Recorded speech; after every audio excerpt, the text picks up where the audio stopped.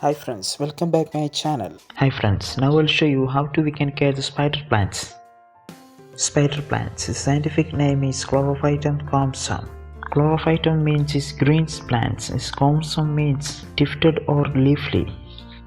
Commonly is called spider plants, spider ivy and ribbon plants. This is an Asparagus family, a species of genus is comsum. Indoor height will be 1 to 2 feet and 2 to 4 feet it will spread. Your plants prefer the temperature between 60 degree to 80 degree Fahrenheit during the day. The spider plants is non-toxic to humans and animals. Watering. The topsoil becomes slightly dry, you can add water. Check the soil first. The topsoil becomes slightly dry, you can add water. The quantity of water will be depend on your room temperature and size of the pot. Don't add over water, and also allow the drainage hole at the bottom of the pot.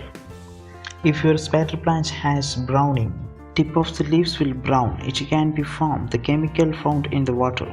Do not use tap water, use filtered water.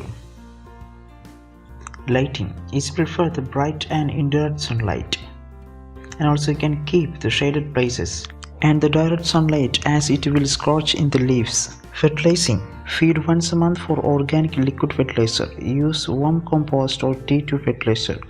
Avoid over fertilizing. Repotting is required to repot every years. Don't choose much large pot. Use 1 or 2 inch larger than his current pot. If you will use the same pot, clean with hydrogen peroxide and add new soil.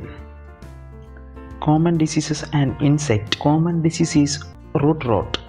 The reason for the overwater and insufficient drainage hole.